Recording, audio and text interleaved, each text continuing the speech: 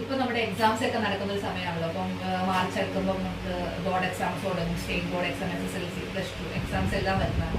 സാധാരണയായിട്ട് കുട്ടികളിൽ കണ്ടുവരുന്ന ഒരു എന്താണ് എക്സാം ഫിയർ, പരീക്ഷാ പേടി സാധാരണയായി വരുന്നതാണ്. അപ്പൊ അത് മിക്കവാറും കുട്ടികളിൽ ഉണ്ടാവാറുണ്ട്. അതിന്റെ കാരണം എന്ന് വെച്ചാൽ ഒന്ന് രണ്ട് കാരണം കൊണ്ടുണ്ട്. ചിലപ്പം നമ്മുടെ പ്രിപ്പറേഷൻ അത്ര കറക്റ്റ് ആയിട്ടില്ല, നമ്മൾ പഠിച്ചൊന്നും മൊത്തത്തിൽ പഠിച്ചിട്ടില്ല, ഇനിയും പഠിച്ച് തീരാറുണ്ടെന്നൊരു ടെൻഷനും കൊണ്ട് വരാം.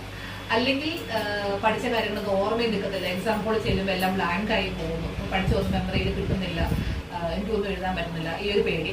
പിന്നെ ഒരു കാരണവുമില്ല, അതൊരു ആൻസൈറ്റി നേച്ചറുള്ള ആൾക്കാരുണ്ട്, എല്ലാത്തിനും ടെൻഷൻ അടിക്കുന്ന ആൾക്കാരുണ്ട്.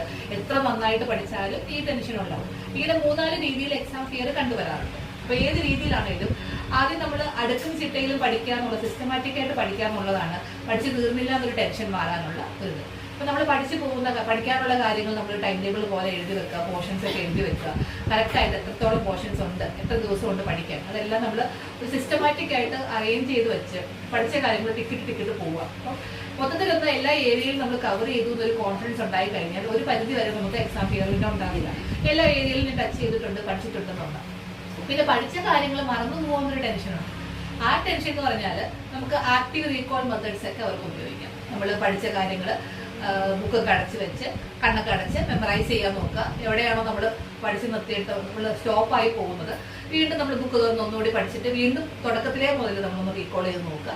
അങ്ങനെ ആക്റ്റീവ് റീകോൾ വെച്ച് നമ്മൾ നന്നായി നമ്മുടെ ബ്രെയിനിലേക്ക്, നമ്മൾ ലോങ് ടൈം മെമ്മറിയിലേക്ക് കാര്യങ്ങൾ കയറുന്ന പോലെ ആക്റ്റീവ് റീകോൾ ചെയ്ത് പഠിക്കുന്നത് ഈ മെമ്മറൈസ് ചെയ്യാനുള്ള ബുദ്ധിമുട്ട് നമുക്ക് മാറ്റാൻ എളുപ്പിച്ചു. കാരണം ആക്റ്റീവ് റീകോൾ ഒക്കെ എല്ലാവർക്കും ഗൂഗിളിലൊക്കെ നോക്കി അറിയാവുന്നതാണ്. ആക്റ്റീവ് റീകോൾ ചെയ്യുന്ന നല്ലൊരു മെത്തേഡാണ് പഠിച്ച കാര്യങ്ങൾ മെമ്മറൈസ് ചെയ്യാൻ വേണ്ടിയിട്ട്. പിന്നെ എത്ര പഠിച്ചാലും എത്ര മെമ്മറി ഉണ്ടെങ്കിലും എക്സാം എടുക്കുന്ന സമയത്ത് ഒരു ടെൻഷൻ, പൊതുവെ ഒരു ആൻസൈറ്റി നേച്ചറുള്ള ആൾക്കാർക്കുണ്ട്.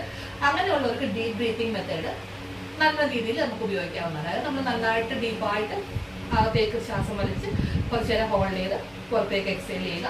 ഇതുപോലെ ഒരു 8-10 പ്രാവശ്യം നമ്മൾ എക്സാം ഹോളിലേക്ക് കയറുന്നതിന് മുമ്പും അതുപോലെ നമുക്ക് ടെൻഷൻ വരുമ്പോഴും ഒക്കെ ചെയ്ത് കഴിഞ്ഞാൽ കുറേയൊക്കെ ടെൻഷൻ കുറയും. ഇങ്ങനെയുള്ള ചെറിയ ചെറിയ ടിപ്സുകളൊക്കെ ഉപയോഗിച്ച് എക്സാം ഫിയർ ഒക്കെ മാറ്റി എല്ലാവരും നല്ല ഹാപ്പി ആയിട്ട് പോയി എക്സാംസിനെ ഫേസ് ചെയ്യുക.